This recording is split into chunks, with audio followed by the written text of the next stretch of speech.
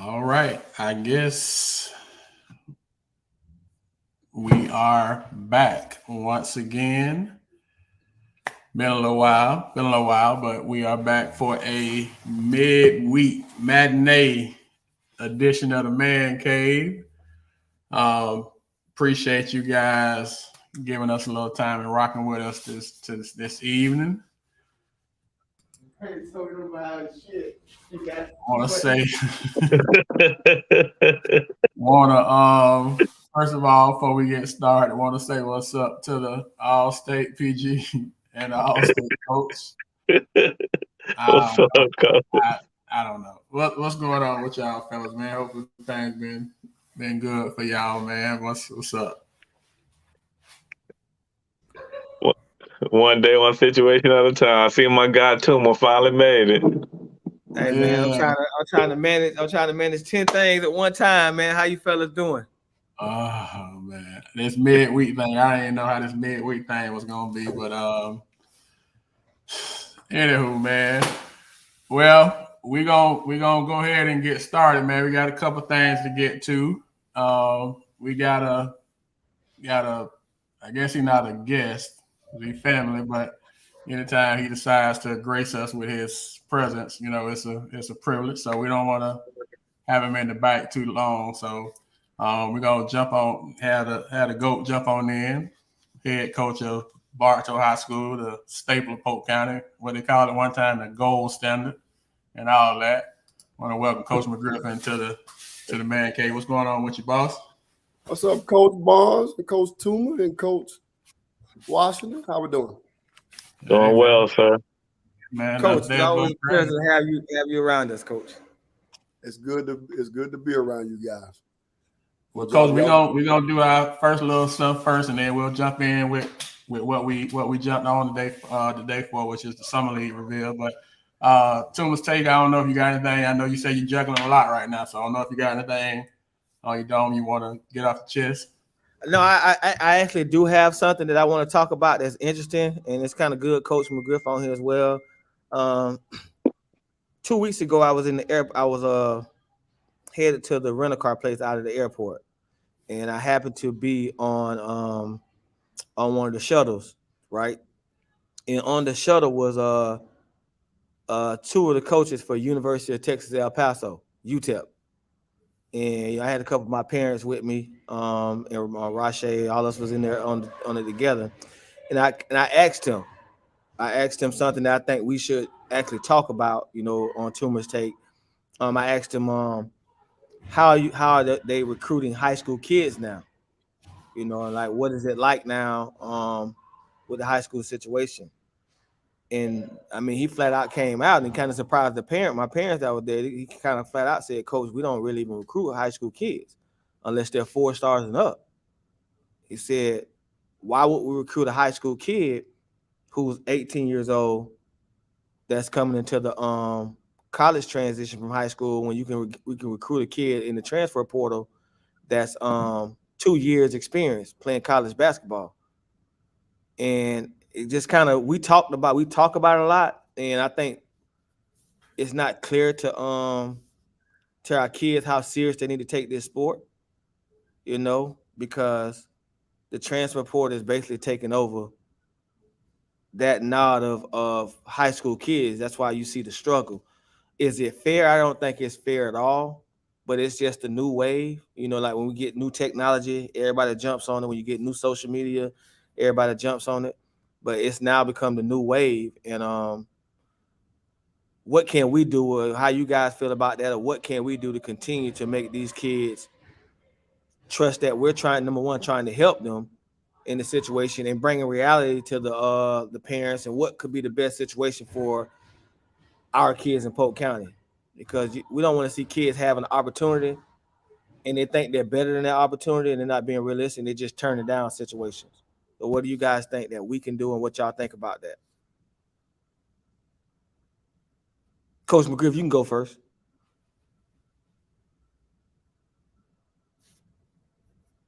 Is he frozen? No, he moving. Did he hear you? I don't know if he heard me or not. One of y'all can go first then. Go ahead, Coach. I mean, I think we talked about it on the show over and over again. You you cannot. Opportunities are limited. Let's say it that way. Opportunities are limited, and recruiting has changed. And with the transfer portal, is if it's your first time, you don't have to sit out a year. So that's the reason why that transfer portal is jumping right now, because they can transfer and don't have to sit out a year. You know what I'm saying? So that's why they're recruiting that first. But as a Polk County kid, on average, we don't get a lot of kids that are getting basketball scholarships. You know what I'm saying? And we also talked about coming to the realization about what level that you're on. No matter what level comes at you, you know what I'm saying? You need to hear them out and just not turn them away, especially when you don't have, secure options. If you don't have any options, you need to be listening to everybody, no matter, what opportunity that is, if you really want to play basketball at the next level. But like you said, Tuma, recruiting has changed. And I'm glad you had that conversation with that particular coach that you didn't even know, because I'm talking to the coaches that I know all the time. And they have been telling me the same thing for over a year now. And our kids here in the county got to understand that their opportunities are limited, and they need to be open to anybody that's coming to recruit them, no matter what type of school it is. It could be a Christian school, it could be private, it could be public, it could be a military school. You got to be open to every opportunity that comes to your door. And it was good for me to hear it before you speak on the Barnes. I'm a Griff. I would really like you to speak on it as well. It was good for me to hear it so I can address it, because most parents just think that the high school coaches don't try, which is totally unfair to you guys. Oh, this person ain't gonna do nothing for my kid. Right now, it's not in the high school coach's hands to do things like that for the kid. They're trying, but a lot of these coaches are really ignoring because of the experience. It's called I want to call it the experience rule. That's the new wave. It's the experience rule, because you're gonna take a kid that has experience. It's like if you got a 3-year starter on varsity that's played major minutes for you, and you got an upcoming freshman, you're not gonna sit this experienced kid on varsity who can play just because this freshman has a bright future.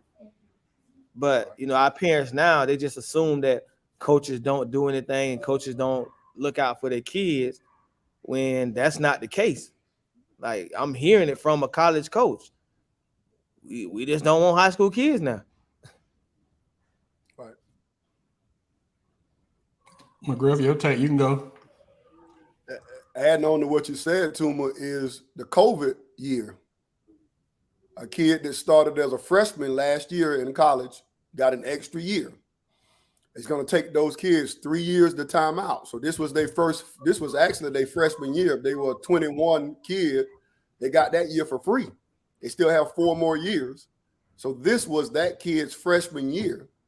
And so it's going to be 3 more years of kids who are essentially getting a 5th year. And I'm not talking about a redshirt year, like a 5th year to play. So that trickles down into the transfer portal. I was talking to J Frog about 30 minutes ago, and he's got 4 kids that are getting a 5th year because of COVID. So that's less kids that coaches have to recruit.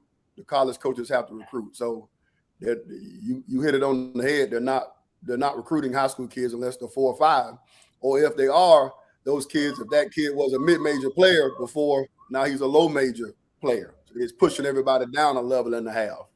So you better take what you can get, and not sell, but I mean, it's slim pickings. It's slim pickings. And I guess it's the other side. I guess you just spoke on them, McGriff. The other side, the one side is that they're not looking for high school kids, but then the other side is if they're stuck, and I'm with a 5th year kid, they gotta honor that. They may want to go and get a young kid and start the next couple years. But based off of that COVID year, they kind of stuck with those 4 kids. I mean, those kids with that 5th year, you may not want 2 or 3 of those guys in a perfect world, but you got to honor the commitment because of COVID. So it's kind of, you're getting it from the front end, from the back. I was reading, and I know you all probably saw it too, about the Bates kid from Memphis. You know, he came in early. He reclassed, went to Memphis, didn't have a good season. Memphis actually was better when he wasn't playing. Came back for the tournament, flash in the pan, and now he's in the transfer portal. You got kids like that I don't want to say abuse it, but it just seems like it's got, and I don't know what you can do.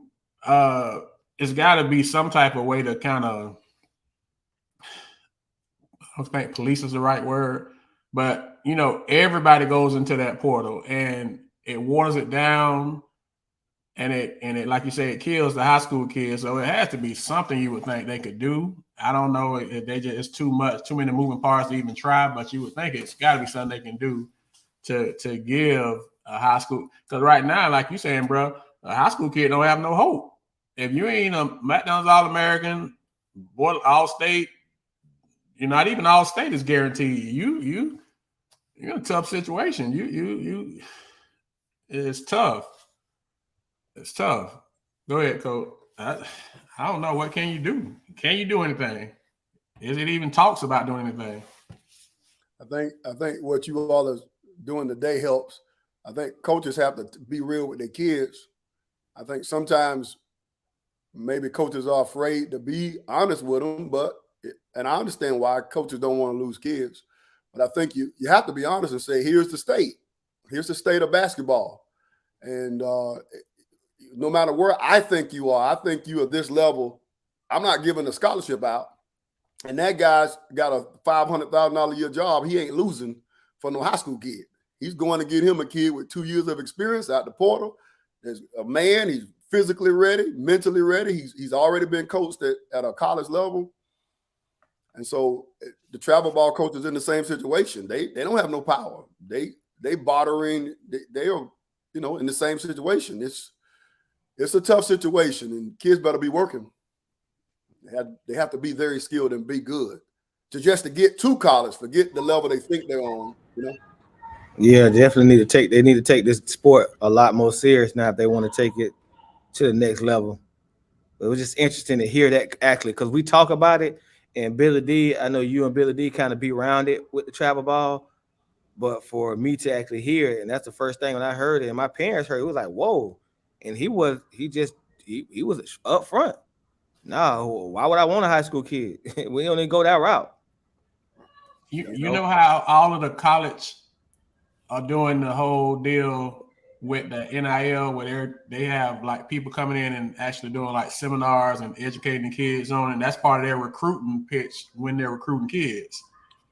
Is it some value in something like that for the high schools, as far as what you just said, bro? Like, this is the state, like McGriff said, like, say, McGriff, I know you do very thorough with your parents, and beginning of the year, you've been doing it for years. And is it some value in including that into your message to the parents and the kids? Look, this is because everybody think they Power 5, whether they Power 25, they think they Power 5, but it may be something to that. And I don't know if it's something that can be done, but like you said, we got to let them know. And this is not me trying to kill your dream. This is not me trying to lose you. This is me trying to help you by being giving you some realistic expectations of what it is, But like you say, you get scared because if I keep it real with you, on Friday, on Monday, I'm getting an email from the guidance office that they don't requested your Kim folder. So what I mean, Coach, that's Coach Billy D. I mean, you on both sides. You coaching and you admin. So am I off on that? I think it's our job to educate.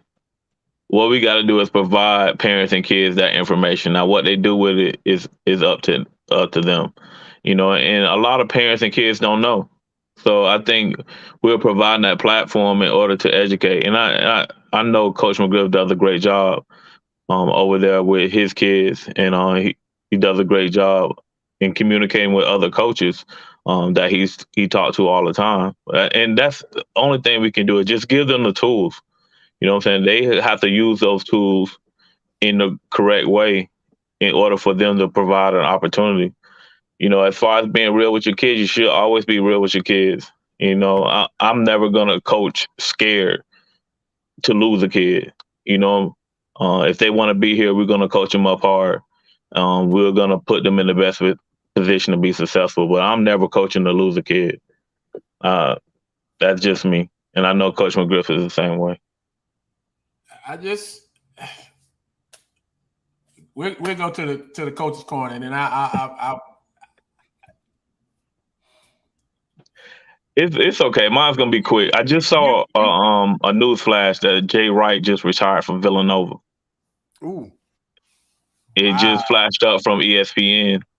And what I want to ask y'all, say Jay Wright just stepped down. All right. Gino at UConn, when he stepped down, are those programs still significant after they leave? You don't mute them. It depends on who they bring in, coaching wise. Because you know, I as a North Carolina fan, I felt that decline and was kind of worried about it until we got Roy Williams, and it kind of pushed us back up. So it just depends on what celebrity of a coach that they bring in. Look at Michigan. I mean, let's not talk about the fight incident, but Michigan was downhill. You're bringing in Juwan Howard. Now you're always, the last couple of years they've been in the top of recruiting. So depending on if they grab an alumni that was a well-respected alumni who's been coaching, or they go out and get a high major coach and they pay top dollar for them because they're a top program, they stay at that level. If they don't, then I mean, you know how that goes. Yeah, because Villanova, if not for Jay Wright, you would never hear of Villanova. You know what I'm saying? Jay Wright definitely put that as a national program. Yeah, he's a recruiting guru. I agree. And his kids usually stay 3 or 4 years. Yes. They are a family. Go ahead, Coach Bones. No, go ahead. I'm gonna say it when you get done. I just got a text from one of my friends who's a Georgetown fan, so he's like good riddance. But they've already picked a coach already. But go ahead, coach, and I'll say who the coach is. Who's the coach? You go ahead and say your point. I'm thinking without me knowing that their family program, so they're gonna pick somebody that's a Villanova guy because Jay was a Villanova guy.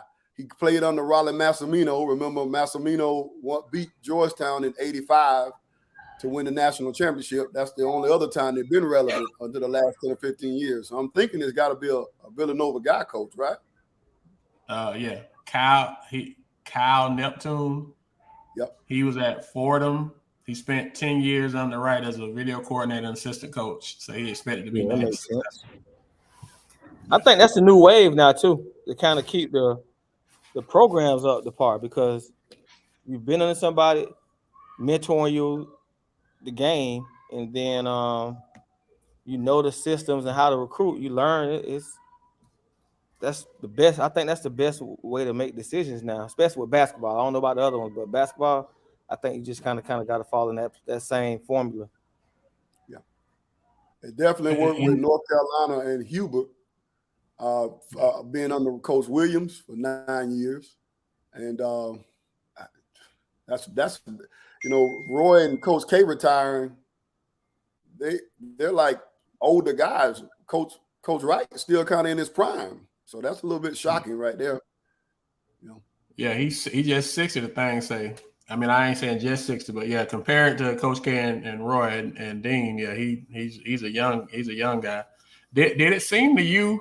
And I thought this. Did it seem that he didn't look the same this year on the sideline? Like, not saying he didn't coach the same, but just seemed like it was like, I don't know. Like, I always saw Jay Wright kind of, not saying he was just, just all out of everywhere, but he was a little more subdued. I don't know if that's the right word this year. I watched the Final Four game. And it didn't seem like and maybe because his kid was hurt, maybe I don't know, but it just didn't seem he didn't seem games I've watched him play. I mean, coach, he didn't seem the same. If that kind of makes sense, he was a little more. Coach Blicker said he didn't have a suit on. Maybe that was it because he's the best dressed guy in basketball. So maybe the whole dress down thing kind of weighed him off. But definitely the Villanova model, tough kids, some Philly area kids, some kids play 4 years. And you look at them in the league now. They got guys that they got that same. They got Lowry in the league. They got Bridges in the league. They do a pretty good. He do a pretty good job. So that's a big Vanessa. You got Coach K and Jay Wright. But you know what though?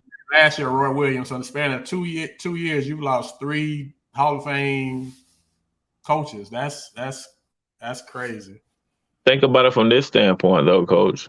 Like, we've been spoiled to have coaches for that type of tenure, like Coach K and Roy Williams and Coach Wright and Gino at UConn. We've been spoiled.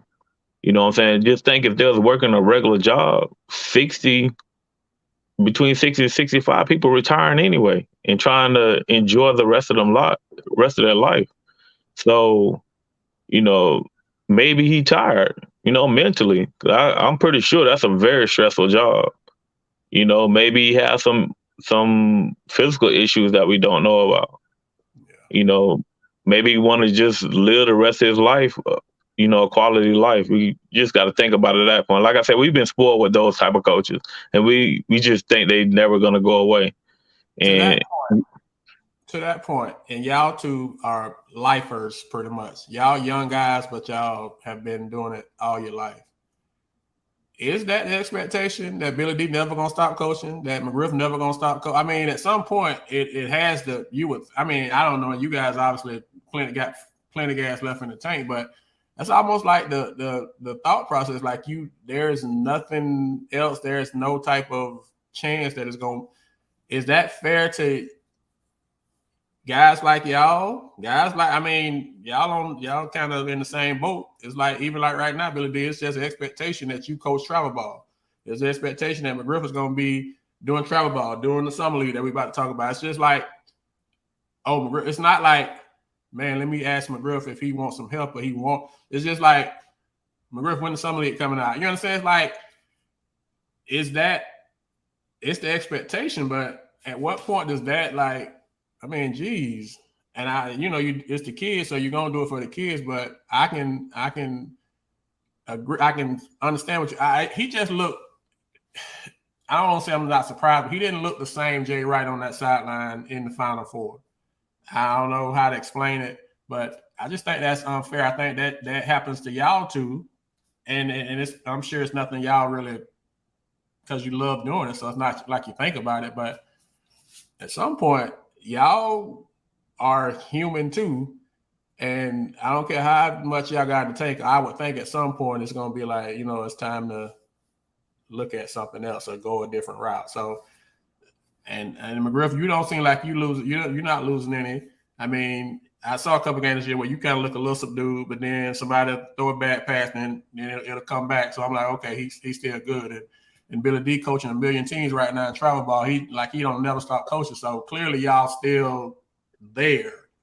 But you would think at some point, it's kind of like it's unfair almost. If that's where y'all at, that's fine. But for other people to put that on y'all, that becomes a little much, in my opinion. As a coach, you don't really think about it. You already said it, Corey. You don't really think about it. And whenever Billy goes from travel ball or from Winter Haven or whenever I leave from Bartow, there'll be somebody to fill the vacuum. They're like, there'll be somebody, that guy from Villanova, he'll fill the vacuum. Will it be the same? Nope. But it'll get done. When you and Coach Collins were running the summer league, and before that, right, Gary Meyer, and you just kind of hope that when Gary left, that you all picked it up, and then as you all got out of it, I picked it up. Somebody will fill the vacuum, and you don't really worry about people, you're right that people just kind of expect it, but you don't think about it as a coach. I know Billy probably don't think about it. You just do it because you love doing it. This is what God said you're supposed to be doing, right? So you just do it. And when God says it's time to go, it'll be time to go too, right?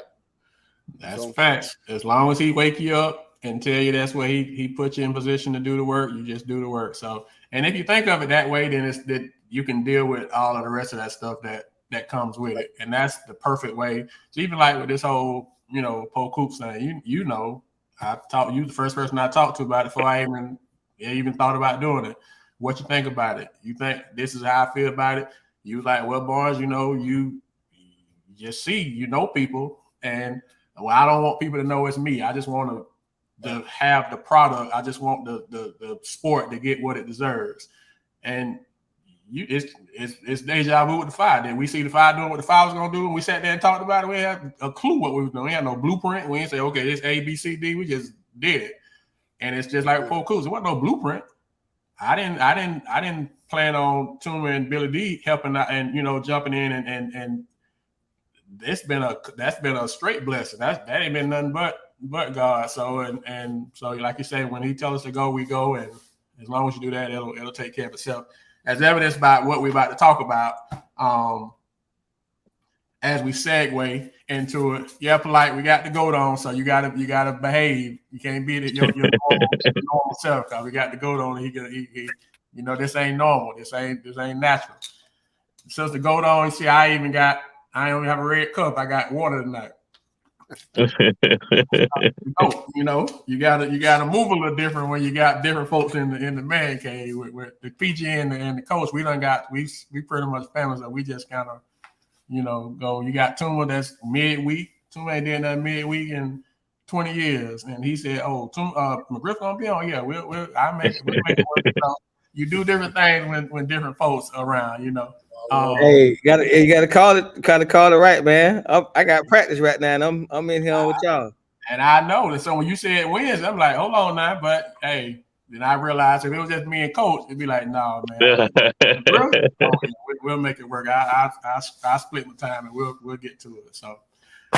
So anywho, man, we got the summer league coming up in a couple days as the school year ends, and we brought the GOAT on because the GOAT is the commissioner, CEO, whatever you want to call it, of the summer league. He's the mastermind behind this thing. So we're very excited. It's a lot of moving parts also, and that's the other reason, because being that he's the mastermind, we want to make sure that he explains it, the rationale, the thought process, and kind of go from there. So we have a record 24 teams that will be in the summer league this year. We've never had that many teams in the league.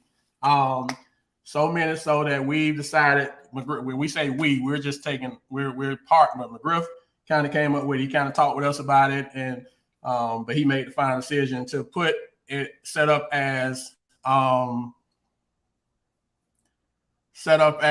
it's amazing. I just got a missed phone call. The GOAT is on him. I ain't never got a phone call during the man cave. Got people calling, want to talk. I got to stay focused though, but anywho, we got 24 teams.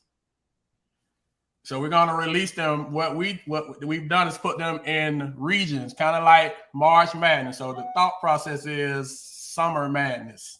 So Summer Madness, and so we got 4 regions. We got the West region, we got the Mid-East region, the South region, and the East region. So it'll be 6 teams in each region. So we're gonna kind of do it how they do on the TV show. We're gonna do a region, and then we'll discuss, release the second region, third and fourth, and then we'll kind of get into the schedule. Does that work for y'all? Or y'all want to do it a different way? Even Weed said he jumped off the weight bench. Wheelin's eating the weight room up. He jumped off the weight bench to get on here for it because of the GOAT on him. Man, the numbers are going, midweek numbers just keep. Anywho, all right, we're gonna start with the West and work our way to the East. In the West, and this is alphabetical. I have to say alphabetical, McGriff. The coaches in the PG don't like me saying alphabetical, but people start thinking when you name people, you're ranking them. So alphabetically, out the West, George Jenkins, Kathleen, Lake Gibson, Lakeland, McKeel, and Victory. That is the West region. Once again, George Jenkins, Kathleen, Lake Wells, Lakeland. Whoa. Not Lake Wells. I'm sorry, Lake Gibson, Lakeland, McKeel, and Victory. What's y'all initial reaction from the West region? Dang, Billy D, you were scared of Lake Wells being over there? No, man. I was afraid what Coach Bowen got in that water bottle. You know what I'm saying? Just because it's clear, it doesn't mean. I ain't even. I'm leaning opposite. You know, trying not. But you know, we good. We try to maneuver in any type of weather. So, but yeah, so that's the West region. What's y'all initial thoughts on the teams in that region? My first initial thought is I've never seen Billy D defend Lake Wells since 2012 like that. Whoa, he just froze the whole show. Hey, Stop quick. that, Quick, ain't even let me get the wool out. Hold on now. That ain't, but Man, I was just trying to help support you, Coach. We don't need to put no wrong information out there. You know how people twist our words. You know what I'm saying? So we don't need no misinformation going out. So twist. I like that. I like that region. That's I personally think that region will probably have pause. This how we'll do it, because I know Tuma just go ahead and in the move.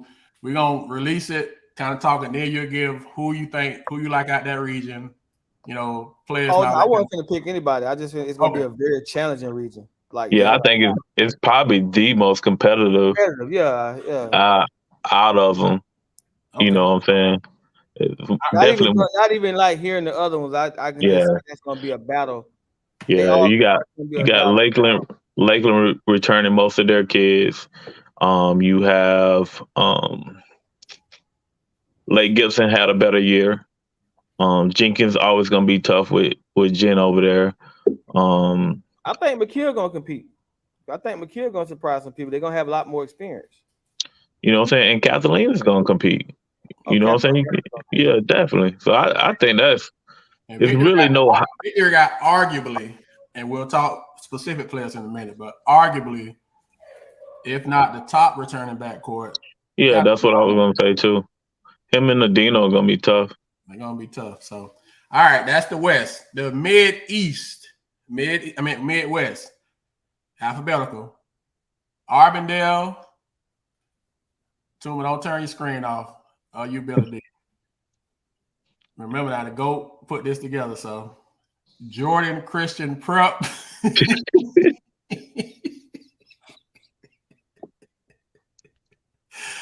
I knew it was coming. That's the silent protest, McGriff. I knew there's certain things if he here, we lose him. So, all right, let's try to stay focused. Lake Region, Oasis, Santa Fe, and Winter Haven. Once again, Arbondale, Jordan Christian Prep, Lake Region, Oasis, Santa Fe, and Winter Haven. You still feel that way about that East region, Coach? West region? That region is tough too. You got a Final Four team that's returning everybody on their roster. You know what I'm saying? And then Arbondale, still have some big names over there with KK and Turner, and the young kids that they have over there. I think it's going to be very challenging. You just never know what they're putting together at Santa Fe. The roster always seems to get better as it get closer to basketball season. Bro, so pissed. Look at his face, Billy. I know you trying to talk without looking at him. That region gonna be tough. I said with the teams that I just mentioned, yes. You know what I'm saying? Like I said, Winter Haven's the Final Four team from last year and returning everybody on their roster. He's such a clown. You cannot dispute that. He's such a clown, man. You can't dispute that. Yeah. Okay. So, I know Ms. Burns. That's why I told Billy D wasn't watching him. I was looking at his face. I don't know if Marie was looking at him either, but I was reading, so I knew that was coming. You got Oasis and JCP in that region. He said it's gonna be tough. What about the other teams that are in there, Corey? You talking about playoff teams Santa Fe, yeah. from previous year? Santa Fe, yeah. They got three playoff teams. Is that the most reach right now? Arbondale, Santa Fe, and Winter Haven went to the playoffs. In the other region, Kathleen, Lakeland. No, they had 4 in the other one. Kathleen, Lakeland, McKeel, and Victory went to the playoffs. So, okay. All right, moving to the South region. Alphabetical. Bartow, Frostproof, Lake Wells, Mulberry, Sebring, and Sumner. Once again, Bartow. They're from Riverview. Bartow, Frostproof, Lake Wells, Mulberry, Sebring, and Sumner.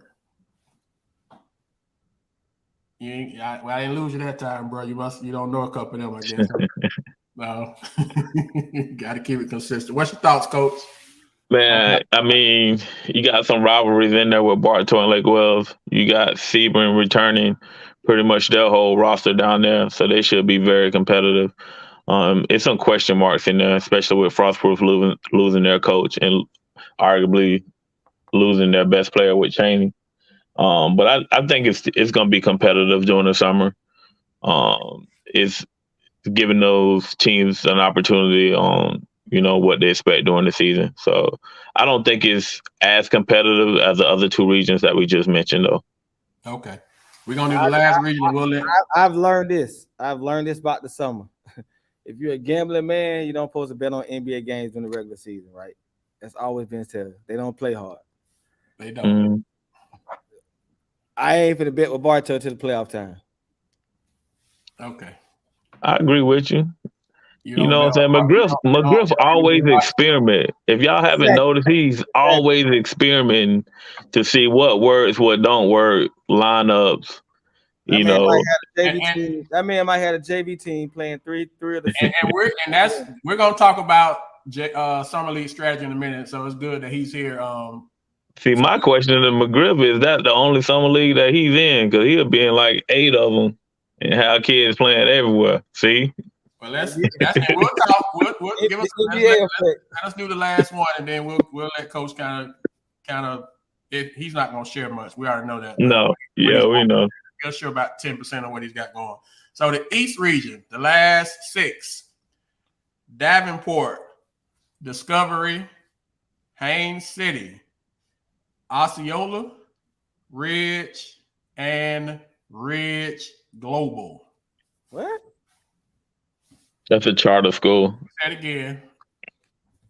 Man, y'all just signing teams up now, man. And once we get done, then we'll let the GOAT talk about the rationale and how the selection went. We'll let him explain it because it's a lot. It was some moving parts to it. We say it again. Then I let you talk, bro. Davenport, Discovery, Haines City, Osceola. That's Kissimmee, Osceola. Ridge Community. One possibility is Kissimmee Station in Kissimmee. Sorry. I'm Apple illiterate. I told Coach that before we got on. I got these Apple stuff, and stuff just be popping up. But anyway, Ridge Community. I was forced into the Apple way of life, and Ridge Global. So y'all thoughts on that, and then we'll let the GOAT talk about the selection process. Then we'll kind of break down some of the matchups. I think a lot of those teams are pretty much even. It's going to be competitive the way they go at it and shake things out to kind of see who's going to be the lead up there, especially in Northeast Polk County. Because I think a lot of them are pretty even right now. And I'm hearing a lot of things about some moving parts at several of those schools. So I don't think their roster is going to be the same come when it's time to play. Somebody got a free trip to the Final Four. Okay. All right. So we released the regions and the teams. So we're going to let the GOAT explain how the rationale went, how the selection process, all of that kind of stuff went, because there was a lot that went into it, and I don't want to mess it up. So, Coach, appreciate you once again, all your work that you've done with the Summer League. Like I said, getting it to 24 teams is crazy. know it's been a lot. It's been a labor and love. So appreciate you on behalf of the kids and the teams in the county. I know you don't get told thank you and appreciate you enough. So I'm gonna make sure we give flowers on here where you can smell them. So appreciate all your work that you did for this. I know because I can relate because I did it. That you do a labor of love and your payment is not financial. It's not monetary. So you do it because you're called to do it. So thank you on behalf of everybody. But kind of give us an idea of kind of what all went into it. We got 22 Polk County teams coming back from when you were running it. We never wanted to turn a Polk County team down. So when we came with Oasis last year and Ridgeview Global this year, we're not going to tell them no, right? Because we're trying to grow basketball in the county. 22 of the 24 teams are county schools. So anybody who wanted to say yeah, we said yeah. I think we got 26 or 27 teams in the county, and to have 22 of them, that's pretty good. What happened was we had 20, and then I think JCP decided they wanted to be in it, so we had 21. So I reached out to Sumter, and that's how we got to 22. And then Ridgeview Global came on late, and I didn't want to tell them no, right, because there's a Polk County school. And so we were stuck at an odd number, and Osceola had already told them no, so then I texted him back, and he agreed to be in it. So that's how we got the 2 out-of-county teams to get to 24. The region thing came about because we lost Florida Southern and we lost the Advent Fieldhouse. Florida Southern is redoing their floor. They're starting in May, and then they're not going to be done until July. So that was out. Remember, we were there on, I think, Mondays or Tuesdays last year. Tuesdays. And then the Fieldhouse was Tuesdays. And then we were on the Fieldhouse on Mondays then, and we lost the Fieldhouse for various reasons, which was great. That contributed to the buzz we remember from the Summer League last year. And we lost the Fieldhouse. So I was trying to figure out what we could do to keep people closer to their home bases, so they wouldn't have to travel so far. So really, all the regions are based on location, and so the 6 Lakeland schools that are closest west. I know Santa Fe's not in there, but they're closer to Auburndale and Winter Haven than the other west schools. We put them in a pod. Same thing with all the people in the Mideast region. We'll try to put them in a pod with Santa Fe. We know Sebring and Selfna are pretty far out, but they're closer to Bartow, Frostproof, Lake Wells, and Mulberry than everybody. So we put them in that pod, and then the same thing with the people out east. So that's how we came up with that. Everybody will get everybody's going to get 5 games in their pool, and then everybody will get the first weekend will kind of be the play-in game where everybody get an extra game. And if you have a rival that's not in your region, you get to play that game. So like that first night at Auburndale Rec, it'll be Winter Haven and Lakeland playing. And it'll be Bartow and Kathleen playing. And it'll be Santa Fe and Victory playing since they're not in the same region. So even, I know you maybe hadn't get on the schedule yet, but that first night will kind of be rivalry night if that rival is not in your pool. So we came up with the 4 pools. I want to thank Coach Robinson because we're going to be in Auburndale Rec for the last 4 dates of the playoffs. I guess we can talk about that whenever you want with the playoff format. And we also going to be at the Auburndale Rec for the first date. I figure we want to be together for the first one. We'll go to the different schools. So the West Pod is going to be at Lakeland Senior. Coach Hen and Coach Collins agreed to host it for those 5 dates. The mid region is going to be at the Auburndale Rec for their 5 games against each other. South region is going to be at Bartow, and then Coach Nemo out in Haines City agreed to host the East. And so I'm thankful for those guys, Coach Robinson, big time, because he's hosting basically every day, all 10 days. And then the other 3 coaches from the other schools for pitching, and the other 2 coaches for pitching in as well. So I'm excited about it to have 24 teams, guys, to grow it. You guys are a part of that too, because you guys get on here, you talk about it, you promote the kids, you promote the program. And so it's, to me, we're all working together for the betterment of the kids in the program. So pretty awesome. So first night, right off the top, Wednesday, June 1st. Wednesday, June 1st, all games will be in Auburndale. There'll be 4 at Auburndale High School, and then the other 8 will be at the Rec. So you can kind of just gym hop if you want. But I'm thinking, no disrespect to Auburndale High School, But I'm thinking if you kind of want to get more bang for your buck, you'll probably go to the Wright, because on court 1, you got Lake Region, Lake Wales. That's kind of the first game on one court, Discovery versus Sumner. And I saw somebody put in the chat that Sumner made it to the regional final last year, right? And Discovery is a returning playoff team. So you got 2 playoff teams in that on that side. So then the next set of games is Winter Haven, Lakeland, rematch of the regional finals, right off the top, Jenkins, Haines City. And then the third, Bartow, Kathleen, another playoff rematch. And on the other side, Santa Fe Victory, which everybody wants to see.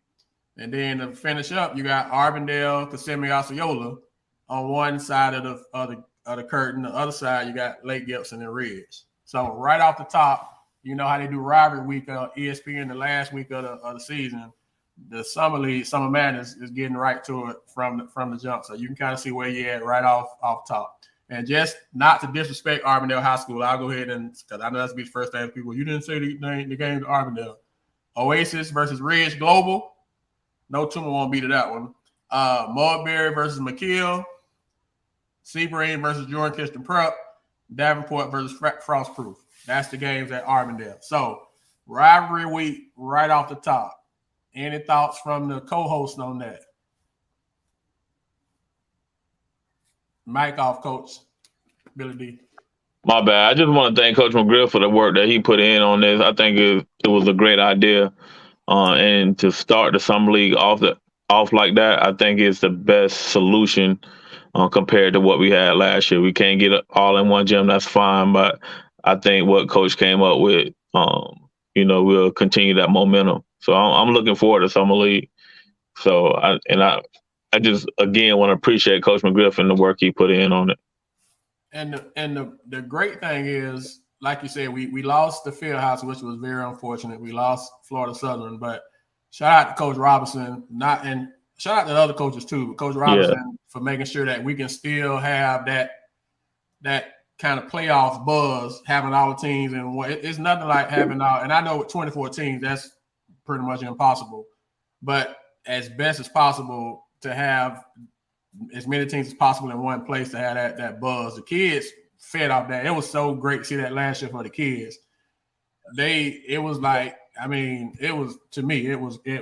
that they first of all, they got to play a summer league, and then they got to compete, and people were showing up, and you could see it. To me, it didn't feel like a summer league. Even McGriff last summer, you didn't split your people as much as you normally do, because I think you saw a little more value. And I get the rationale, and you could talk about it in a second if you choose to or not. Everybody has their different thought process of how they're going to attack summer league, and you've always attacked yours a lot different. But I even saw it was games where you use a split your squad that you kind of had them all together a couple more games than normal. So that was just great, and so I'm very hopeful that it will continue, even with the fact that we got to kind of split them up. And nobody can complain about traveling because you took care of that. So if you're on the East, you just, you kind of right in the area. So you kind of checked a whole lot of boxes, and hopefully the coaches will appreciate that you did that as well, because I'm not in Jenkins having to travel all the way to Haines City, or I'm not at Kathleen having to, at Haines or at Davenport having to travel to Lakeland High School. So hopefully they'll appreciate that. I know I would if I was coaching. Right. So do you want to kind of go and describe, because there's a lot of moving parts with how the playoff is going to work? We'll post all this, but just kind of explain how you went about it with 24 teams, how you made it where everybody get games and still it still works. Okay, so that first Wednesday, June the 1st, all be in Auburndale. Then the next 5 dates, so Monday 6th, Monday, June the 6th, Tuesday, June the 7th, the 8th is Wednesday. The next week, Monday and Tuesday. Those are all regular season games. They're going to be at the region host site, Lakeland, Auburndale, Wright, Bartow, or Haines City. That's when everybody's playing everybody in their region. On that Wednesday, Wednesday the 15th, everybody comes back to Auburndale.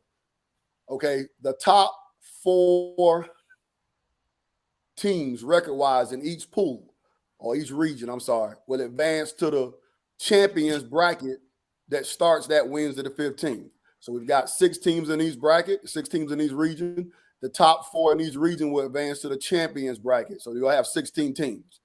The next 2 teams in each bracket will advance to the challenge bracket of the bracket. So everybody's going to get a tournament to play it out in. The top 4 in each pool will be 16. They'll go to the champions bracket. The bottom 2 in each pool, each region will go to the challenge bracket. And all that starts that Wednesday the 15th at Auburndale.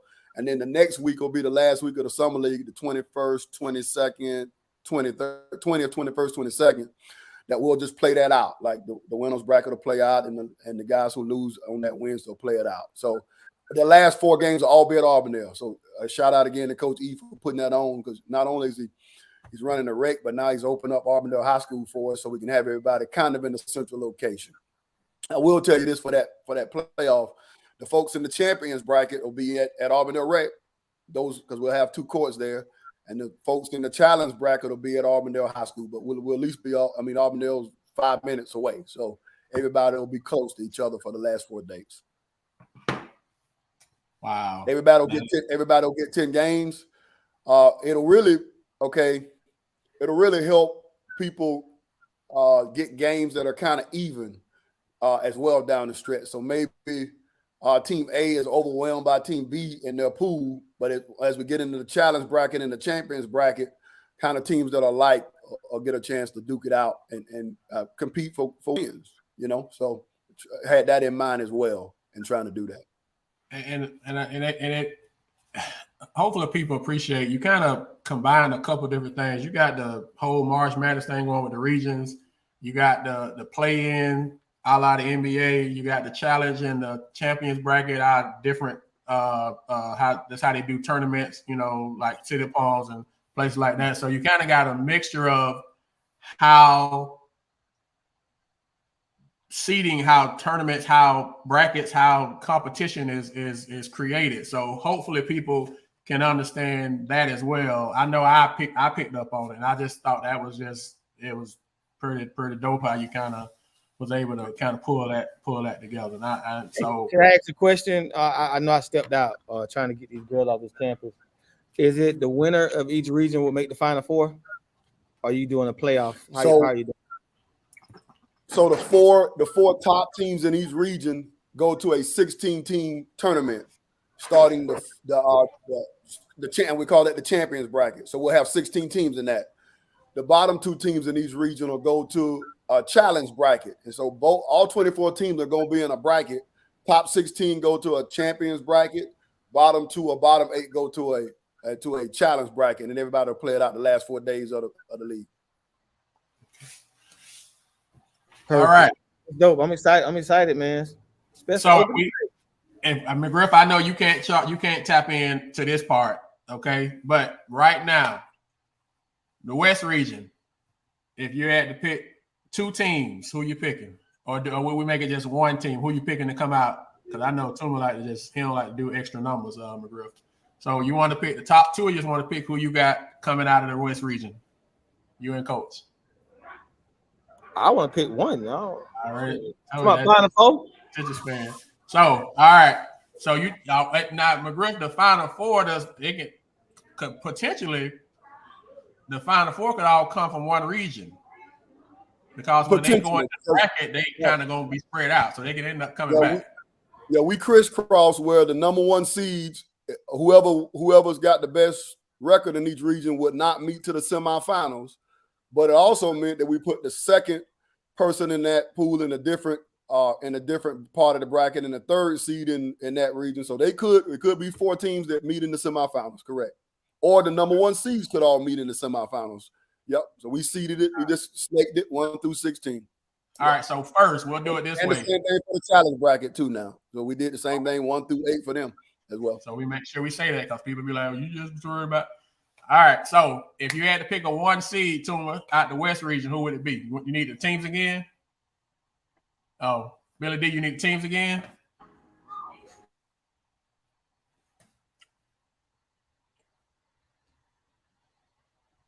I'm good. Pretty loud, so I can't. I'm a mute. Okay. So who you need them again, Coach? Or you got them? No, I'm good. All right, who would you, if you had to do a 1 seed for the West region? Way too early. You know how we like to do stuff early and then see if we right or not. My 1 seed will probably be Lakeland. Lakeland would be your 1 seed out the West. Yeah. Bro, Lakeland out the West, 1 seed. Mid East, or Midwest. You're not picking balls? Oh, when I pick Lakeland, they say I'm biased, but I would say Lakeland too. I try not to say Lakeland name. I get crucified on here when I say Lakeland. You just go. Anyway. Midwest. If you had to pick, I'll go first with the Midwest. If I had to pick a 1 seed, I would say Winter Haven. I know that's not hard. I concur. Bro, Winter Haven. All right. South region. Bartow. You saying that cause McGriff on here? No. I guess McGriff do got some stuff coming back, and I know he ain't telling us. I know he got a lot of folks coming back. So I'll go Bartow too. Although I like Sebring, but I'll go Bartow. PG Bartow. Now this last one may not be as easy. Davenport, Discovery, Haines City, Osceola Ridge, and Ridgeview Global. I don't know what Osceola have. My early pick is gonna be Haines City. I've heard some rumblings of some pieces moving up there too. So I'm gonna go with Haines City first. I will say I have no clue about. I don't know what Weeds got coming back, but I'm sure he's working. He lost a lot though. He lost a lot of seniors. I don't know. I know y'all lost a big kid at the Davenport. Lost a big kid. I don't know what Haines. I guess Haines City would be the safe pick because they got the most coming back. I know they was pretty young last year, so I don't know what. I know Ridge lost Coleman. I don't know if he had any other seniors over there. Shout out to McGriff getting Ridge and Haines City in the summer. Okay, all right. So I would say I would go with Polite. We know you're going with McGriff. Polite. Anything that Bartow even got a toe on, he owned it. He owned it. So he told me he going to Spartans. Of course he going to Spartans because of Weeds. No disrespect to Weeds. You know Weeds family on here too. So, but I would say Haines City too, I guess. So if those are the 1 seeds, I don't see all the 1 seeds making it to the Final Four. It's just me early. Because I don't think Haines City is I think it's some 2 seeds that's ahead of Haines City. That's just me. No, so, we just picking the 1 seed out of each region. Okay. All right. So I'm gonna highlight a couple games. We just talking, okay? We talked about the first night. On June 6th, McKeel and Victory at Lakeland. June 6th, Arbondale Wright, Santa Fe, Winter Haven. And Haines City, Osceola. I'm just throwing some stuff out here. June 7th, and this is always I don't care if it's regular season or whatever. Arbondale and Winter Haven for you people that subscribe to that rivalry. That's at the Rec. And I know Coach Robinson and Coach Woodside, it's never friendly when they meet. So it's great that they get to play early too. June 8th, you got Victory Kathleen. Bartow and Sumner also play June 7th. So those are 2 playoff teams from last year. So that should be interesting, depending on what Bartow team the ball coach decides to line up. June 8th, Haines City Ridge, rivalry game over there on the Ridge. And June 13th, Ridge Davenport, for you people that, subscribe to that rivalry that's starting up. June 13th, Bartow Sebring, Arbondale Santa Fe. And for you people that subscribe to the West Polk County rivalry, June 13th is Lakeland Kathleen at Lakeland High School. June 14th will be Lakeland versus Victory. And also June 14th at Bartow for you people that subscribe to that rivalry, which once again, that's another game. It doesn't matter when they play. Bartow, Lake Wales. So we'll be interested to see. We kind of got an idea what Bartow got. We don't necessarily know what Lake Wales got, so that'll kind of be interesting to see. But it's still a rivalry game. That game always creates its own separate buzz and anticipation. So, any other feedback, thoughts about this?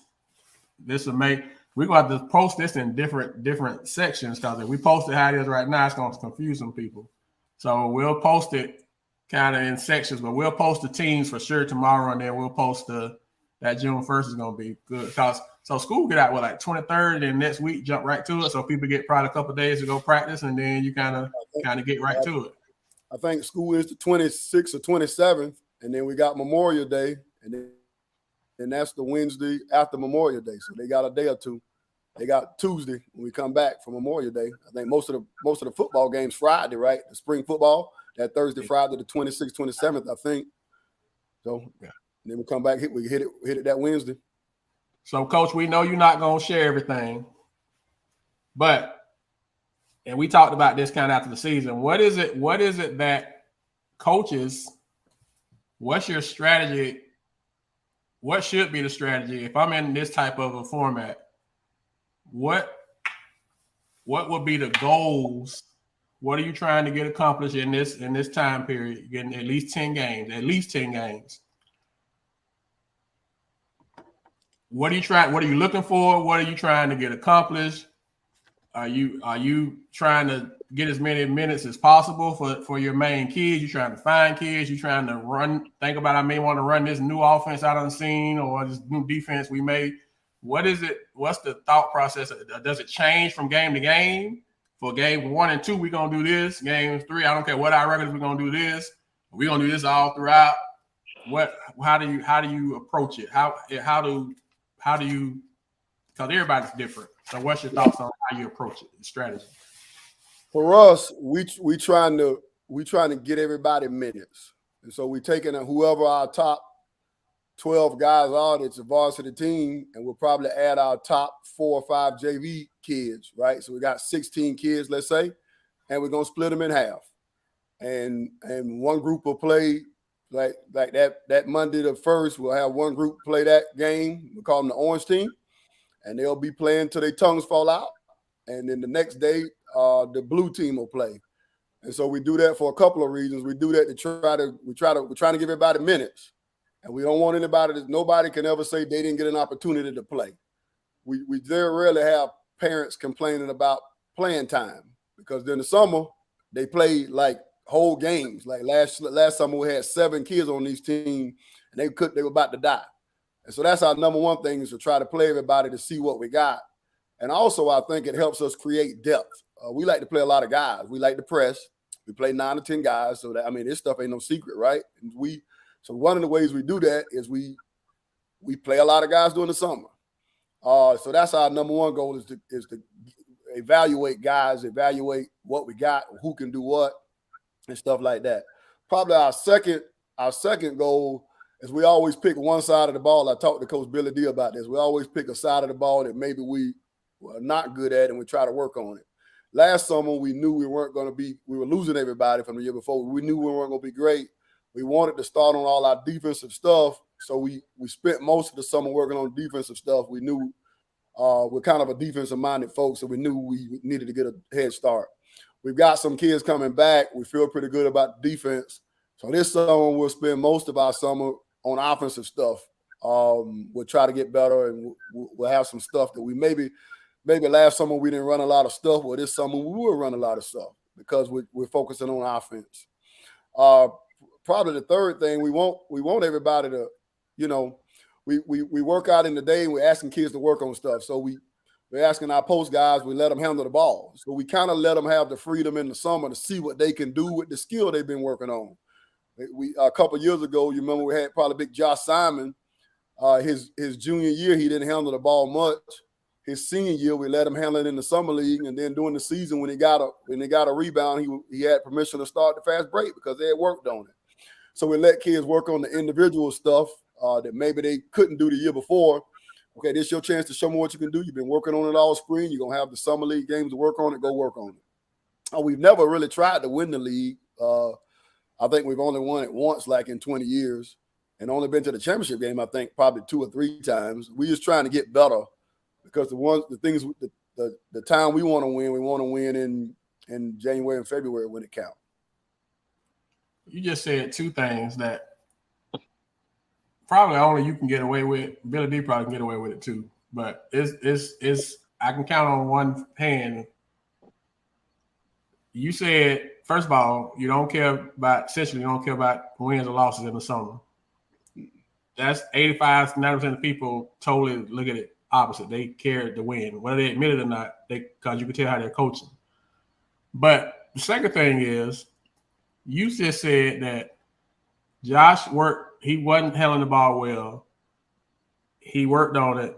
And so since he worked on it in the summer and the fall or whatever, he had permission to bring the ball up. How many coaches that's not last name not McGriff or Washington in Polk County can tell a kid that they have permission to do something, especially like in the game? You get a rebound, the first thing a kid want to do is what? Take off and go, whether they can dribble the ball or not. And we see it. So I'm not making this up. We see that kids just take off. But when you say permission, it's like you can go back and visualize the Simons kid not dribbling the ball more than about 2 dribbles. He wasn't trying to lead a break. He would dribble to a point and stop. Like, how does that happen? I get it, and I know, but some people here may not know. How does that happen that, hey, man, don't dribble this ball. You don't have permission to dribble the ball more than 3 dribbles. I don't care what's going on.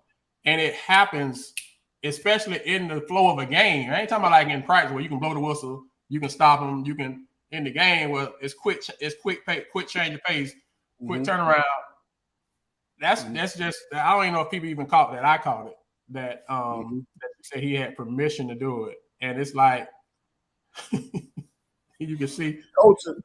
Now I'm gonna pause this real quick, then I'm gonna let you talk.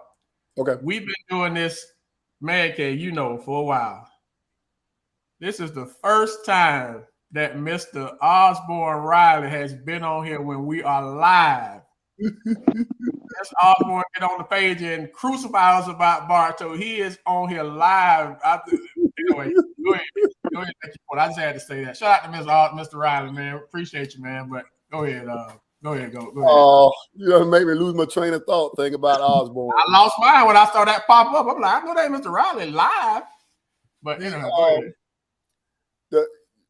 coaching is trying to put kids in the best position to be successful.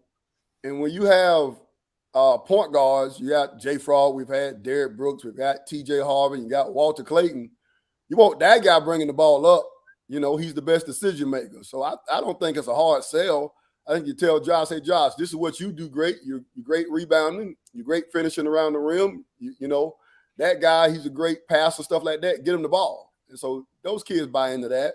But now during the summer, we gave him the freedom and, like you say, permission. And then, we told Walt his senior year, it was Josh's senior year, Walt Jr., if Josh gets it, he got permission to start. And if he do, you take off.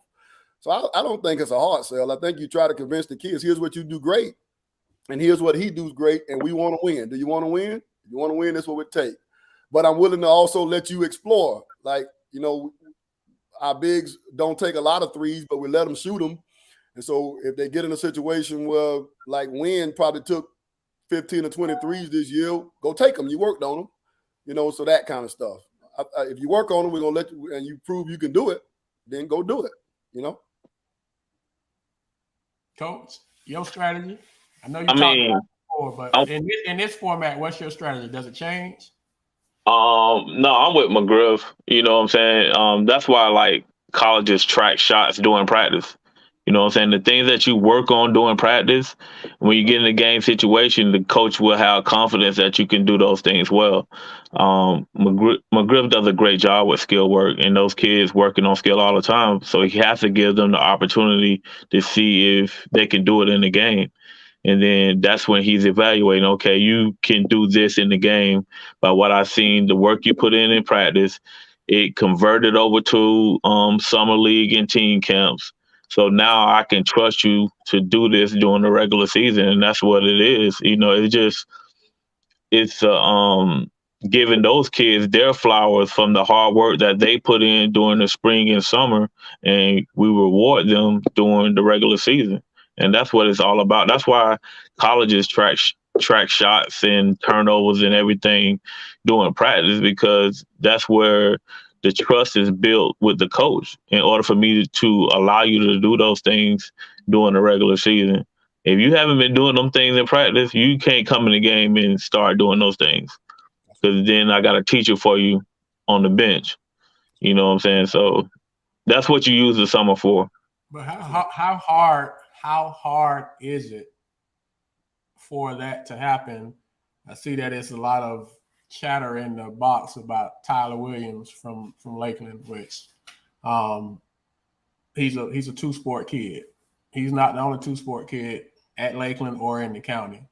How do you balance that with the football kids? Because our thing has always been, and you did it too, that you've continued what we've always talked about. We try to get all this in before July, because we know once July hit, if we got a football kid, we ain't gonna see him again until they, till they putting up the helmets and shoulder pads, But it's become with this 7-on-7 stuff that has become year round. How do the football kid is never going to be able to work on that stuff because to the level that you want to, because he's I won't say serving two masters, but he's got to kind of divide his time. So, and Josh played football this last year.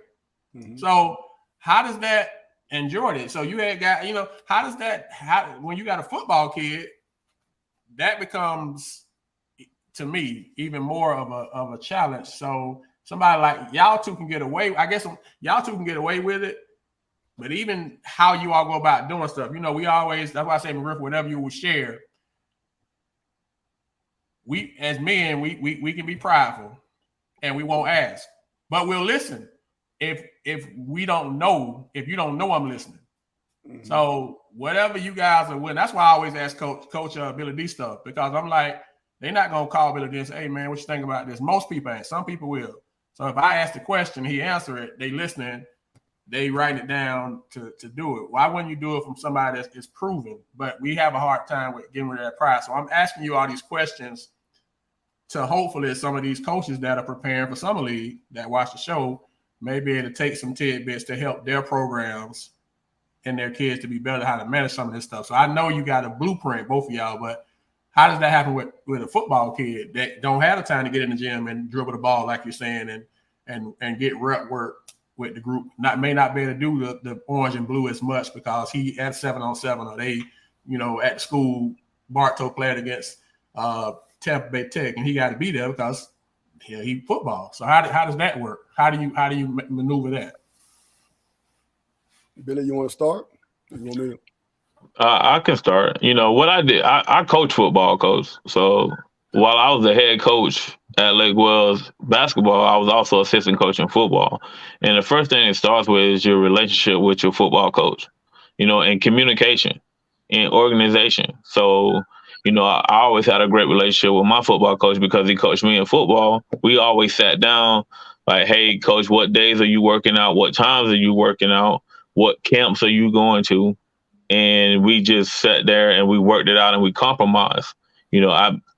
My 2012 team didn't go to Florida camp that year because that was the year that was the weekend that most of my kids that played football, which I had like 7 or 8 of them, they were going to football camp. So I had to go to Florida State camp instead. You know what I'm saying? Just to compromise so I can have all of my kids. Coach, it's really about, when you talk about that pride thing, is you got to put your pride to the side when it comes to your kids. And you got to go and communicate with that other coach, and you got to work out something and compromise. You know that you're not going to have them the entire time, but you can get them, some of the time or most of the time if you can put your pride to the side, communicate, and organize everything, and you'll be fine. And then plus it's another opportunity for one of them other kids that you're trying to see who's going to develop, for them to step up. You know what I'm saying? At least they're not doing nothing. You know what I'm saying? I'd rather them be on the football field, lifting weights, getting skills training, agilities, speed training, because I know that's going to help me later on. You know what I'm saying? If they sitting down not doing nothing, then yeah, I have a problem with it.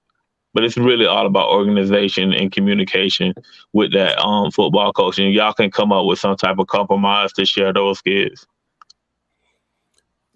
Coach, you really hit it all about communication with the coach, also with the parents, and also you hit on if those kids are not there, that's a chance for you to build depth with the other kids that are there. So you really hit it all.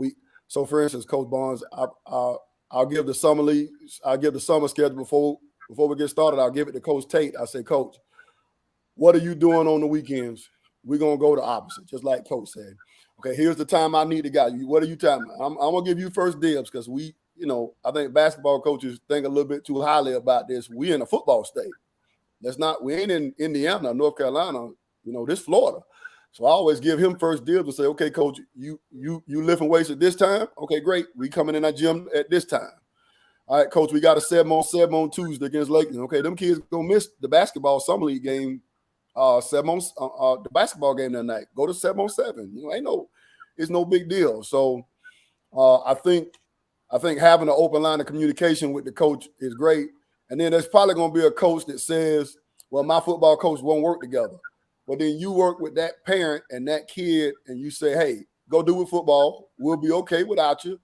We'll see you when we see you in November or December. And then when we get a chance on a Saturday, in the summer to get you in the gym, and we may have a skill development workout with you on Saturdays or on a Monday night if y'all doing the 7-on-7 on the weekends. We're going to find extra time to get you in the gym if you want to work on your skills.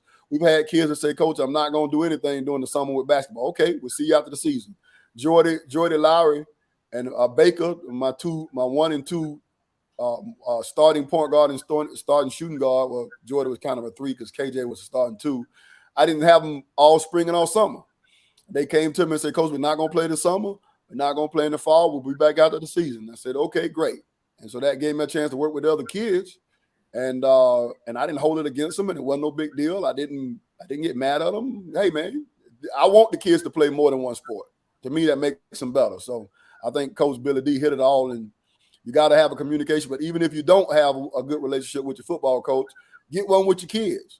Get one with your kids' parents. Like I said, I reached out to those kids' parents and say, hey, one of their parents reached out to me and say, Coach, does he have to play the summer league or can he take it off? No, he can take it off.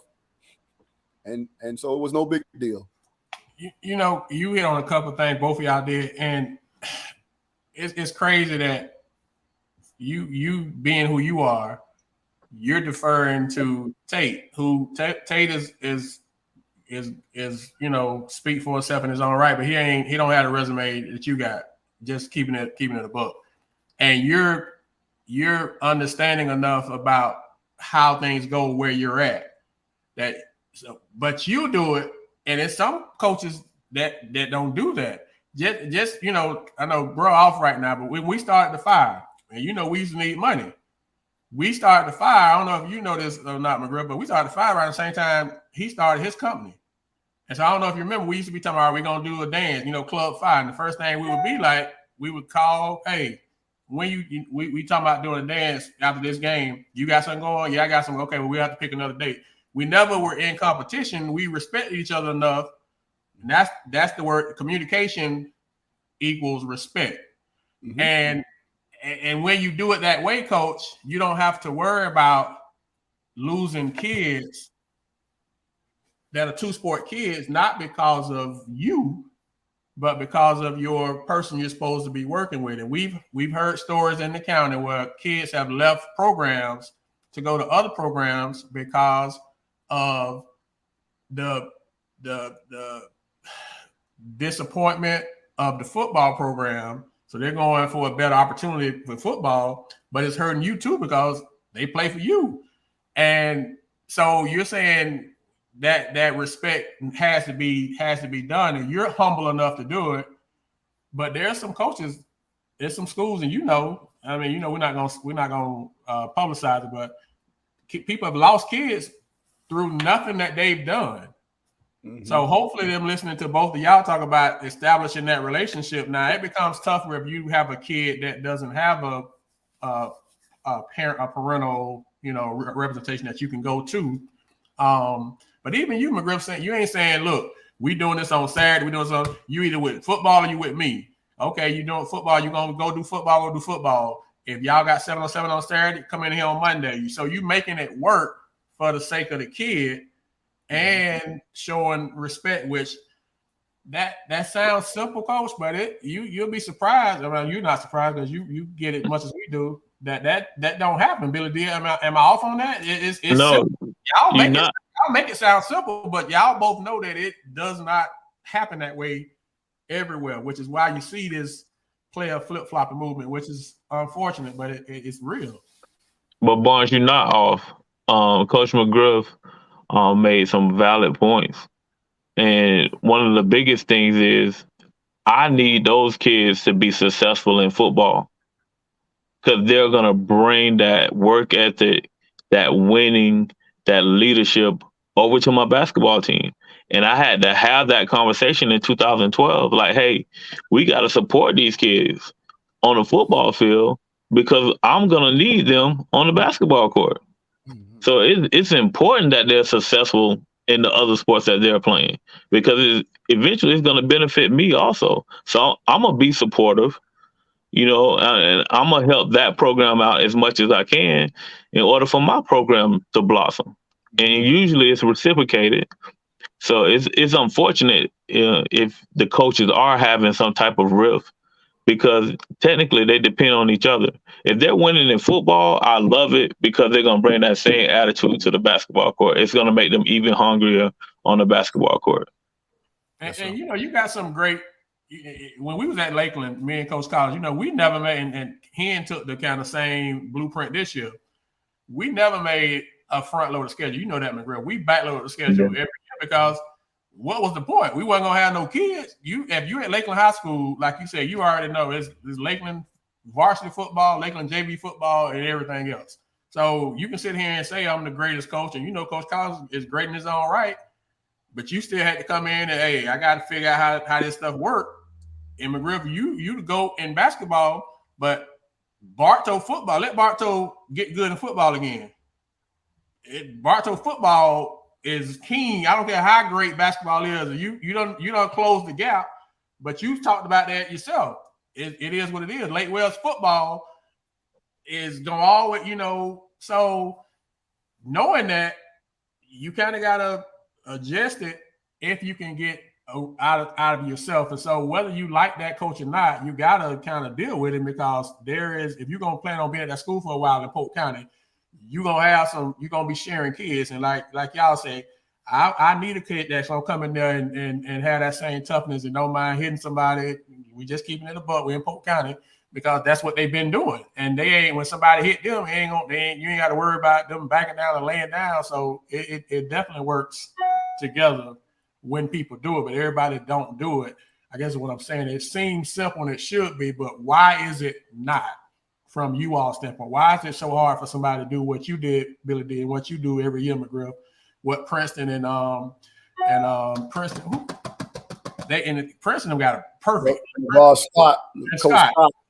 Scott. They coach football and basketball together, so they never have an issue. You go out there in football, they out there on the sideline together. You come in the gym, they on the sideline together. So it works perfect. You and Tate clearly have got it working perfect. Collins and Castle had it working and not Hen.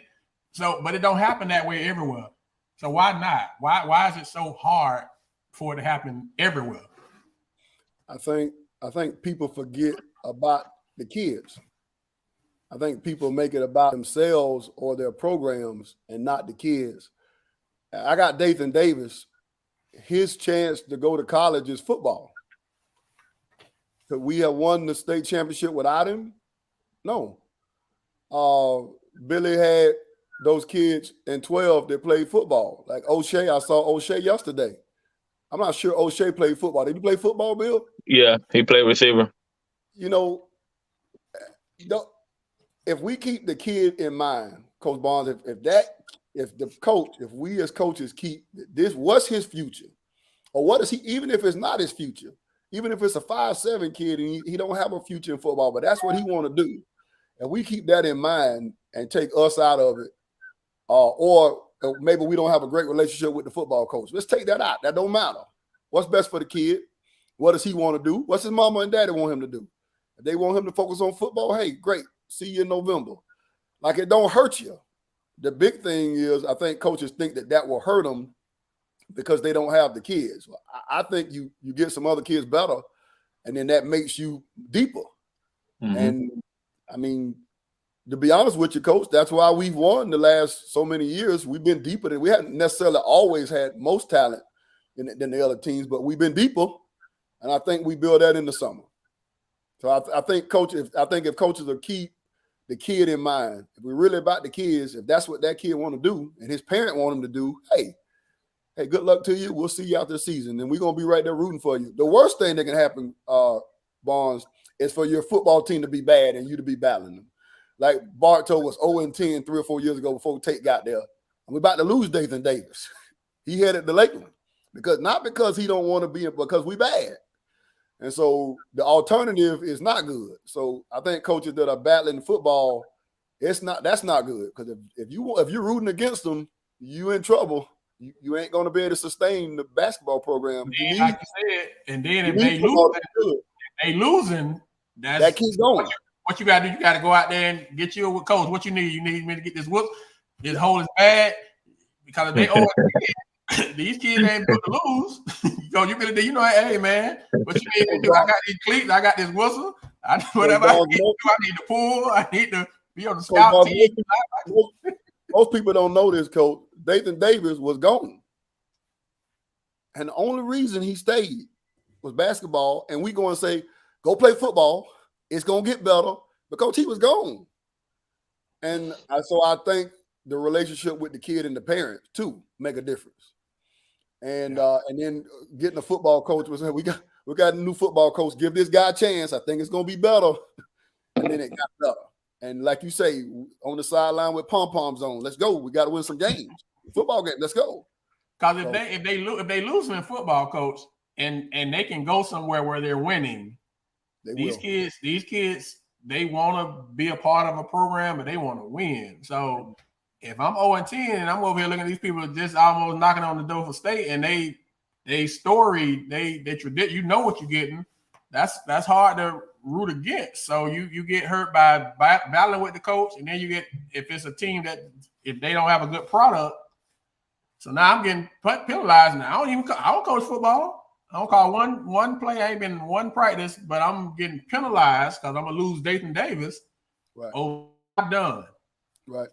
But the fact that you had that relationship is why he was there. And so because you're not prideful, and hopefully folks get out of all this as we're getting ready to finish up, that being humble is not a bad thing. If McGriff can take the back seat to football with his resume, and especially if the football team not have been to a point where that was they were struggling, like you said, they wasn't good. But for you to work around their schedule as opposed to going there with your chest out, hey man, look at me, I done did this. Look at my resume. You need to adjust your schedule. You never went in that way, and so that's why it works. And so hopefully folks will get about this pride thing. It can work. Even like when we try, people reach out to us all the time, and I talk to you about it, about doing different stuff, doing showcases, doing all this kind of stuff. And when you put it out there, it becomes you start dealing with grown-ups, like you're saying, that's not thinking about the kids. and you can't even get folks to agree on stuff. It's tough and it's hard to get folks to agree because they so prideful, like you think they're gonna lose something. When you gain something, when Bartow gains, I'm gonna gain. I'm gonna gain when we play Bartow. I'm gonna get help in the state rankings. So the better you are, the fact that y'all was good in that district got Kathleen in the playoffs. Yes. Y'all pulled Kathleen in. Kathleen wasn't in the playoffs. They got in off of what other people did. So when it seemed like it's so easy, but it's just, and I get frustrated because I'm like, it can't be this difficult that we just get out of our way and keep the kids in mind. Man, we could do so much. Even with this platform, we can do so much if the grown-ups will think about the kids, and all of them don't. Just being honest, all of them don't. It's unfortunate. Like I said, I talked to you about it. You know, we go way back just like these guys. So I'm not telling you nothing you already know. Right. But it just seems like it should be easier. But like you said, it's hard for us to put the kid first. But we're in the kid business, and that's the kid. It ain't no other thing but kid. The business. Yeah. You're in the kid business. How you thinking about yourself in the kid business? I don't know. Coach, we about to finish up. Any final thoughts you want to kind of talk about as far as the summer league goes, just for people that may have jumped in? Anything that you thought about you may have left out when we talked about it a little while ago? To all the coaches that are watching, I will send you the schedule. I wanted it announced here, but I'll send you the schedule tonight. Like I'm gonna get off here and press send, so you'll have all the schedule, and then I know the fans will get it from you from Polk Hoops, and we're looking forward to it. It'll be different than last year, obviously not being in the same facility except for when we go to Auburndale, but it'll still be good. And to have 24 teams, you know, I want Oasis is the region that Ridgeview Global and JCP probably got in it, if you think about it. They came, they played. Sometimes they got laughed at. They got better. They got better. They started and finished. They didn't tap out like some people do. I follow them during the season, you know, just scores and stuff. They're competitive in all their games. And now they got everybody coming back. They're going to be more competitive. And so, like, that's what, to me, this platform is to elevate Polk Hoops. And so this summer league elevates Polk Hoops. And so somebody like Oasis, I think, really got Ridgeview Global excited. We got Moorbury back in for the first time in a long time. We got JCP in it. Something that was kind of in it for a game or two last year. They wanted to come over full time. And so I'm excited. And then for people like Auburndale, Winter Haven, Kathleen, Lakeland, Santa Fe, who's in it every year, and for Haines City to be back, we're excited about that. For Ridge to be back. Davenport's their first year in it. So I'm excited that everybody in the county wanted to be in it. I hope that everybody we put a lot of work into it for it to be for the kids and for them. I hope everybody have a good time and the kids get better. And I'm excited about it and looking forward to seeing everybody on June 1st. All right. Well, before we get off, Coach, we always do one last question, and it's a basketball question. So we're not gonna. I usually get a guys a life question. We're gonna do a basketball, so we kind of still basketball. Real simple. Who wins the NBA playoffs? Very simple. I know you kind of biased, so I'm gonna see if you're gonna pick with your heart or with your head. And sometimes they match up. They might match up this year. The most talented team is the Nets. The team I love to watch are the Warriors. So I don't know if they're going to have enough inside to when they get matched up with teams with size, but I love the way they play, so I'm going with the Warriors. The Warriors about to take out the best big man in the East. In the West? I mean, in the West, in the first round, they playing Jokic right now, so that's a trendy pick. They play basketball. Aiden's a problem. Aiden. He's a problem, Aiden. And he's gotten better. So you got Golden State on the West. So you're just gonna keep it. You're gonna keep it. You ain't gonna pick them first. You're just gonna pick a finals first. So Golden State and Brooklyn. That's what you got. Well, okay. I'm a Heat fan now. I know. That's why I don't know if they got it. Yeah, Ben Simmons come back, and he's good, and they can get past Boston. I don't see how anybody got more talent than the Nets. They got the best talent. So if they put it together and the coach get out the way, They the best team. And Ben will get out the way and come back and be a good defender. They're the best team. Even though I'm a Heat guy, I can't see them beating. They don't have enough to beat the Nets. So I'm thinking the Nets and the Warriors, and I think the Nets are better, but I ain't betting against the Warriors. Okay, so Golden State, Brooklyn, and you got Golden State winning it. Yep. Coach, you want to go or you want me to go?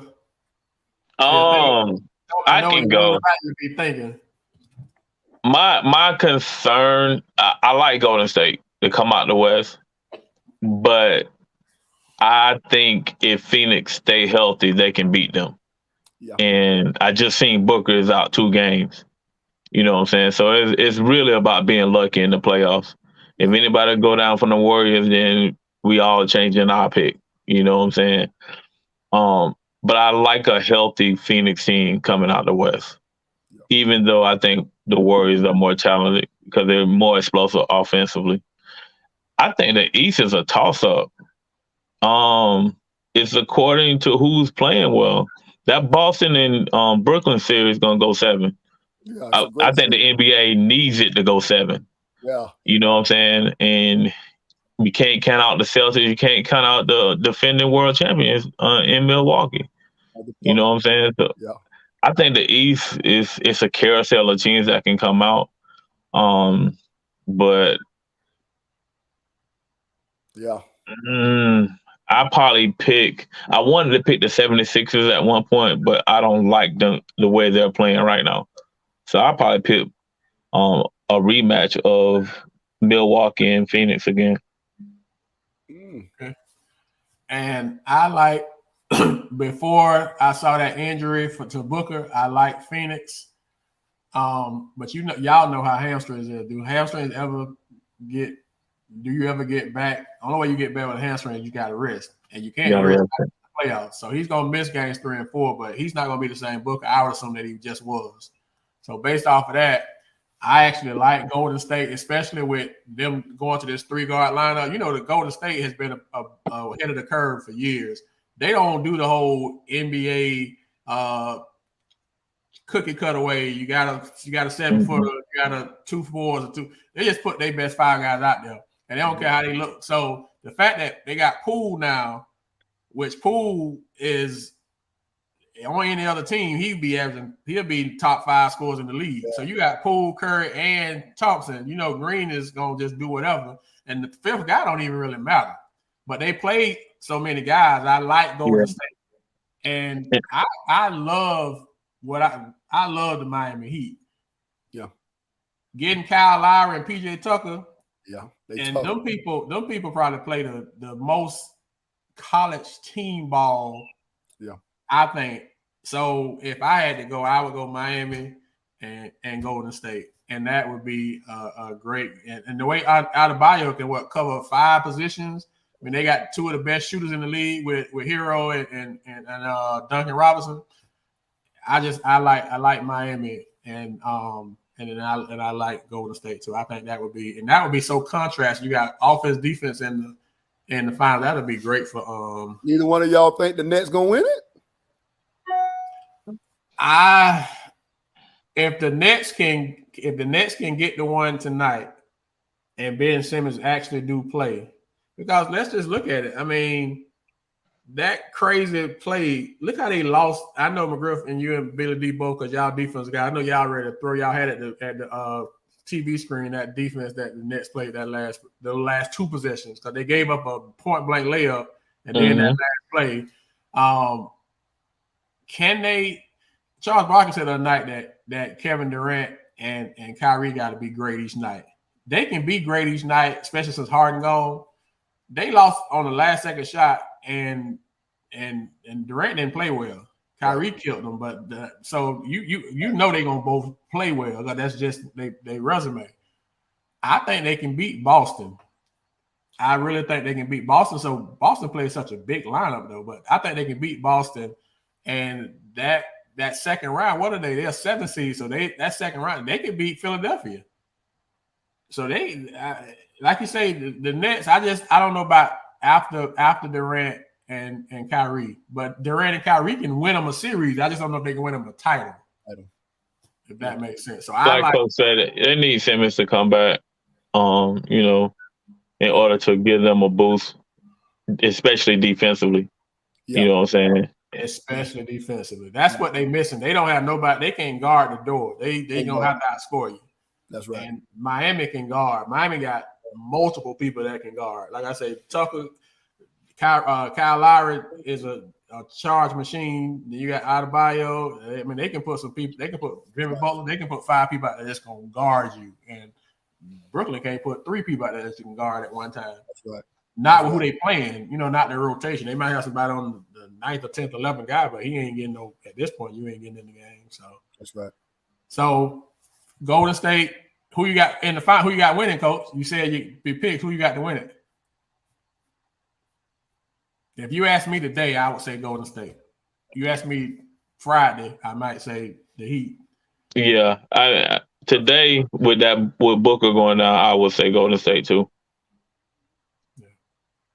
So, like I said, in the playoffs, it's all about being lucky and healthy also. So, but with the lineups as they are, I would say Golden State.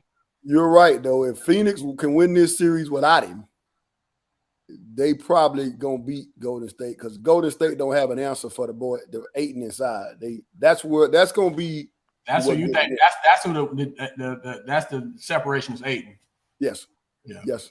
He's probably the only true big in the West. Everybody else is got big size, but they play like stretch 4 type stuff. Right. That's a good analysis. And then Phoenix got Chris Paul, so who the best PG in the league. Yeah. So and Miles Bridges is playing at a high level too. Yes. Yeah. Yeah. They still not bad without. But it's Booker. But they played some this year without him. So it's not like it's kind of like Golden State played without Klay Thompson. So now that he's back, or like the other day, Curry coming off the bench. Curry done been out, so you done had some experience of having to go out there without him. So you in a much better situation than if you just, oh man, it happened on the fly. What we gonna do? So I don't think they're gonna fall off as much without Booker, but clearly Booker is he's next level. So because Cameron Payne numbers go up when Book is out, or vice versa when Chris Paul is out. So I think his numbers will go up. So that'll help. Yep. Yes, sir. So, all right, the last thing we getting off McGriff, Mr. Morales just said. Did you see what he wrote? Can you see in the chat? You can't see the chat, can you, McGriff? I ain't on no social media. No. Okay. Well, you can look in the StreamYard chat. You don't have to be on social media. If you click comments, you should be able to see all the comments. All right. So get yourself caught up with Mr. Riley and just see what we have to deal with. See, look at all the Bartow people. Look at how the conversation. Lord have mercy. I'm glad I didn't know about all this stuff right here. I know you looking like they talking and they looking like and who they talking to. So I ain't that sometimes it can be kind of you don't be following it. And I should have told you that early on so you can see. So that's the kind of stuff we on here talking. When we on here talking, that's what I be having. That's what we having to deal with. Now you be seeing sometimes we pause and be like, I ain't gonna even say nothing. That's what we see. So it's be going. Well, Coach Hen said you knew. I'm what now? Coach Hen just jumped on and said you knew. You said you didn't know what be going on. He's on purpose. Shout out to Coach Hen, man. Still praying for you, Coach Hen. Coach, man, I got you, man. And you say I got an excuse. You know how you come in class, you lay your excuse absence. That's who had called me. So I paused when I saw it. There's certain people number when I see it, I'm gonna pause. So that's why and I text them so I'm on the show, whatever. So now you see I'm gonna hit you back when we get done. What I just lost my train of thought. What was talking about just then? You catching up with the comments. So you see what I have to deal with. So when folks be saying you don't show Bartow no love, you don't show Arbor no love, you don't show Winter no love. I'm like, at some point, we ain't every city we have equal and not shown no love. So I just want you to see how they be in the chat with us when we be on here trying to chain on this chat. When we try to keep a straight face or whatever, man. But Goat, man, we appreciate you, man. We always a privilege, man. Folks don't know the history with me and you, man. We done been doing basketball since both of us been doing basketball. So whole reason that I even started doing this was a conversation with McGriff and And look where it's at now. People don't know way back in 96, 95, when neither one of us knew nothing about nothing. We got together and got something started, and 2 and 3 and 4 and 500 kids later, and relationships and athletes and professional men and servicemen. Yeah. We still Preacher. Still got us on this. I didn't see it. I didn't see it. But like you say, sometimes you just gotta wake up and say, hey, this way you're sending me, this where I'm gonna go, and I'm gonna do your will. And so we know you're gonna always, so folks hopefully can say now that in addition to Lakeland, now you can say that Polk is partial to Bartow, because folks don't know the history. And so now me saying it don't mean nothing, but the fact that the gold is on here and y'all see him co-sign, hopefully some of the Bartow people will, and I know y'all not. I wouldn't say No, I don't even know why you saying that. They gonna. I'm figuring I tried. I know it's not going for us. From 1994 in the Boys Club in Rochelle, way long time ago. Old people say pretty near 30 years, Coach. Pretty near 30 years. We've been at this, and folks don't know the background. So just sometimes, Coach, you gotta let them know, remind them where the kind of history comes from. So, Coach, we appreciate you, man. All this work that you do, not just with the summer league, but with the kids and the community. Just ain't never had to have a negative thing said about you. You've always represented us in the county, in the state, out of the state well. So we just appreciate you being a part of it and supporting what we do, man. And thank you for this. Like you said, I'm not gonna post the schedule tomorrow, so you can let the coaches give them. I'll just post the teams, and so I'll wait until like Friday or Saturday, so they should give them a couple of days, and then I'll post the schedule. So folks don't know that either. That we always try to reach out to the coach out of respect to the coach. We don't just post stuff or just do stuff. Plenty of times I say, McGriff, you want me to post that? Okay, let me say this to the Bartow people. McGriff be like, yep, go ahead and post it. He's like, no, I don't want people to know right now, and I don't post it. So y'all Bartow people, I'm going to always check with each coach. Woodside can tell you the same thing. Coach, you want me to post that? Or go. Coach Blicken can tell you that. You want me to post that? Or I'm going to always respect the coach in the program. That's what we built on, even Bartow. So, the Bartow people say we don't post all y'all stuff. That's what I got one time, Coach. And there was some stuff that you had told me not to post. So I'm not going to get on and say, your coach said don't post it. I just take it and go from there. So hopefully this clears some stuff. We take kind of the opposite approach with some things. We like to be kind of private, and we don't want everybody to know what we're doing. So we don't. The people who want to put stuff on social media, great. We kind of put some stuff on there, and some stuff ain't for everybody else. So you can Coach, post that schedule. I mean, you could post it tomorrow, because I'm gonna send it to the coaches tonight, and so we want the fans to see it so they can get excited. Like I said, I want to give them a chance. I want them to be like, man, we had to see it on Polk. You ain't even send it, and not even knowing you had sent it. So if you're saying okay, then I'll start posting the game. I'll start posting all this stuff tomorrow. I'll send it tonight. They'll have it tonight, so they'll be good. Okay, look at before we get off. Look in the chat. I'm not gonna say that loud, but look at, you got a question in the chat before we jump off. And you got what's up, Brooks? You got Brooks up there in Georgia.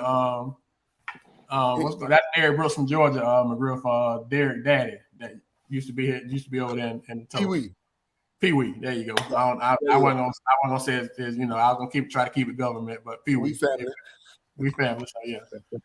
And yes, John Smith is here, right? Yes, sir. I'll send it to you here right now.